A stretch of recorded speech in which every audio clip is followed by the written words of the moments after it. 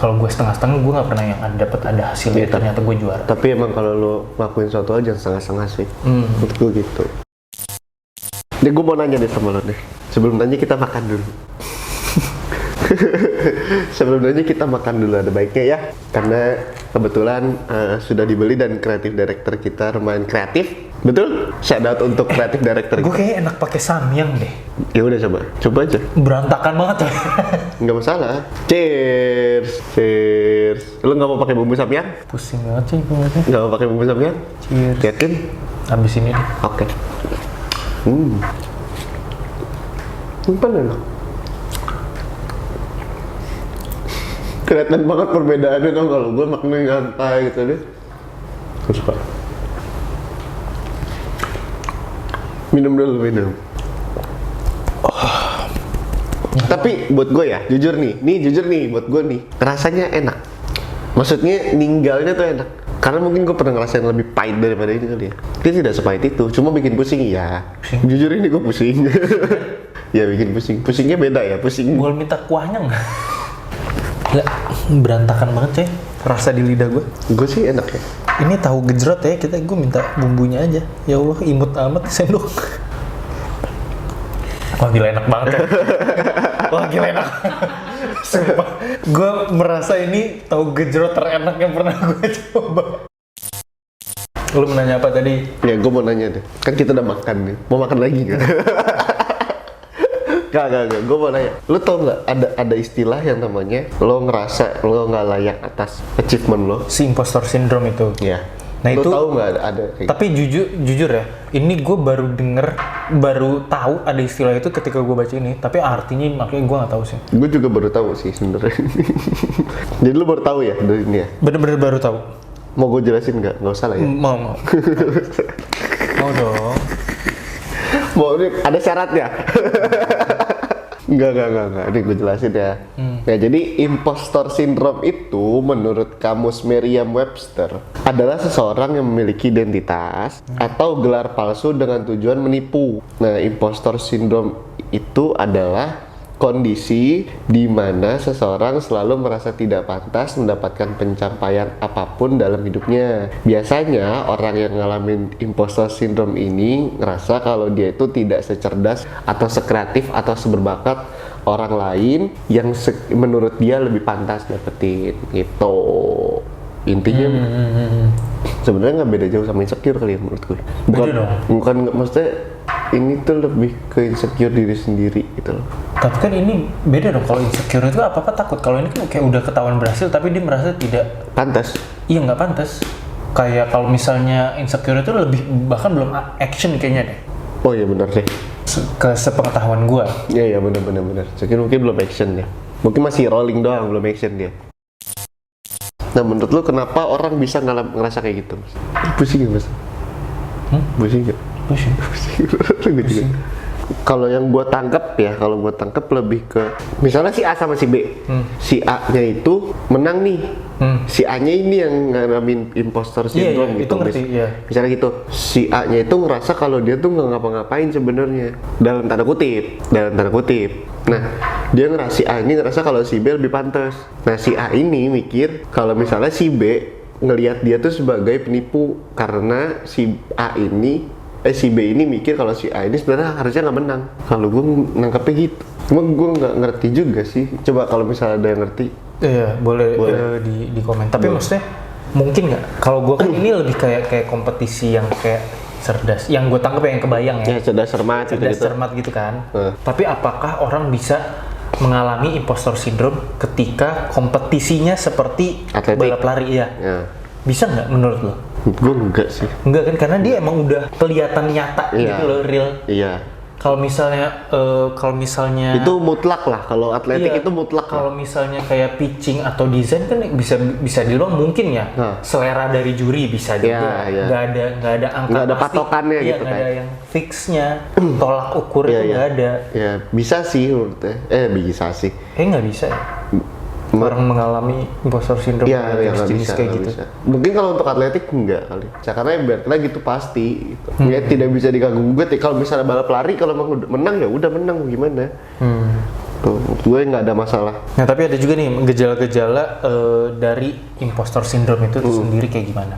Yang pertama itu merasa tidak percaya diri, yaitu karena dia merasa Orang lain lebih pantas. iya kayaknya gue nggak pantas deh. Tapi mungkin ada juga orang yang bilang kayak lu pantas kok, soalnya kan lu kerja keras gini. Biasanya gitu. Ini sebenarnya menurut gue nyambung juga gak sih mas sama insecurities gitu? Sama insecurities itu nyambung gak sih? Kayak dia kayak, duh gue kayak enggak deh gitu-gitu. Kayak gue nggak bisa. Mungkin bedanya kalau insecurities tuh belum dilakuin, kalau ini udah dilakuin aja gitu. Kalau insecure mungkin belum keluar hasilnya. Belum keluar hasilnya. Mungkin dia tetap ngelakuin tapi belum keluar hasilnya, dia udah kayak nggak pede. Kalau ini mungkin udah dilakuin, udah keluar hasilnya, dia masih nggak pede juga gitu. Kalau gue lebih kayaknya, gue bukan jadi impostor syndrome deh. Gue kalau misalnya gue di posisi itu ya, gue lebih kayak nggak nyangka. Kayak, anjir ternyata gue bisa menang. Iya. Tapi rasa kayaknya dia lebih pantas deh. Gue nggak ngerasa kayak gitu. Kayak misalnya waktu gue masuk. Gue soalnya kadang-kadang kayak gini. Tapi dengan catatan ketika gue tidak ngasih effort lebih. Maksudnya kayak misalnya Kadang lu ngerasain kadang nggak merasain imposter syndrome gitu, cuma emang pas di momen kalau gue tidak melakukan effort lebih gitu. Gampangnya gini kayak misalnya bikin konten gitu ya.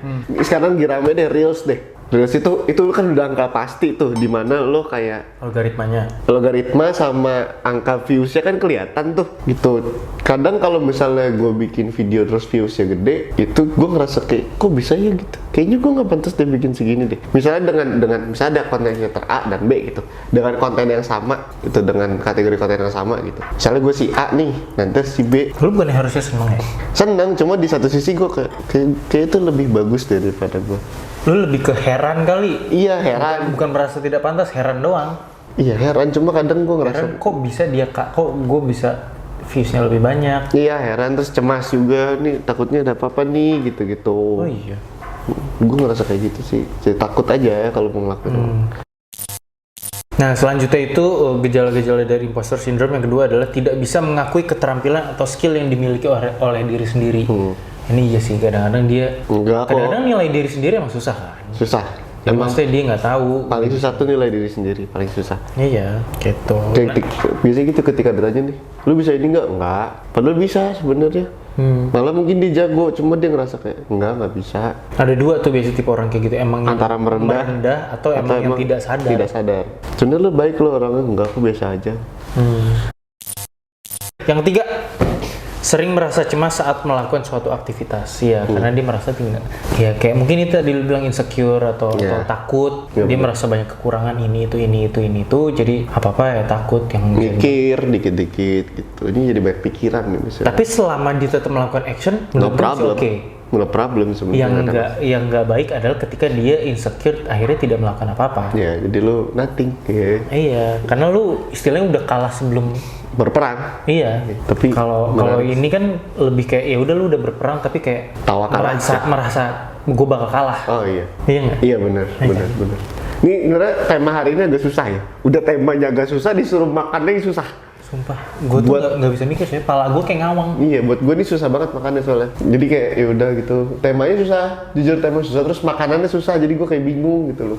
Yuk kesimpulan sebelumnya sekali lagi yuk, lu ngabisin? Enggak.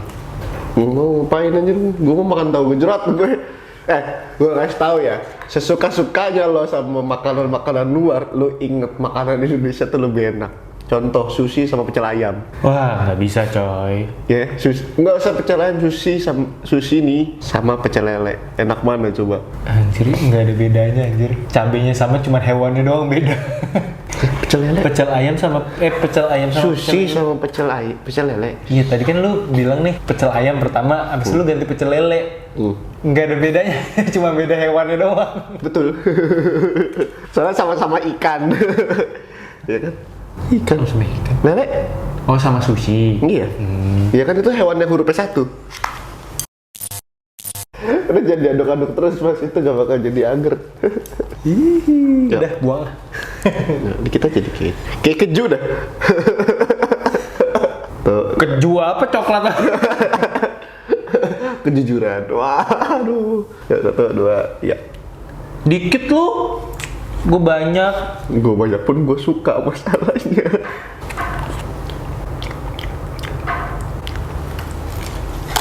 Ada jaring laba-labanya. Nah.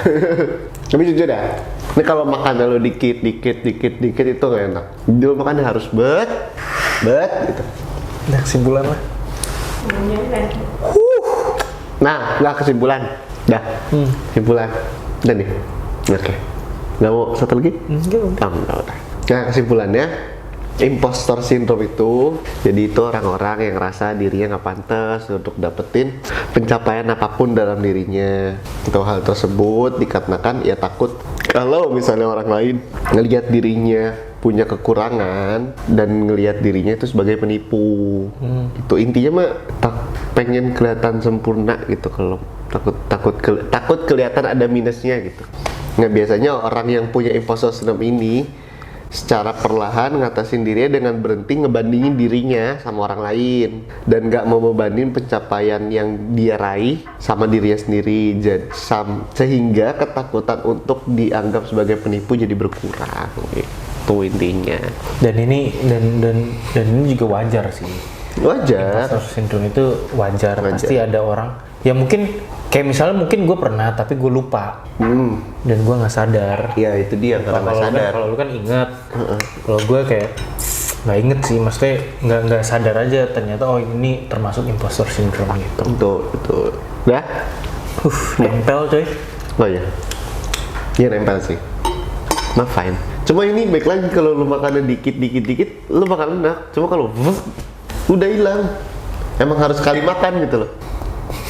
Pusing. Kepala gue kayak dengkul gue ya. Kopong. Kepala doang gede, nggak ada isinya.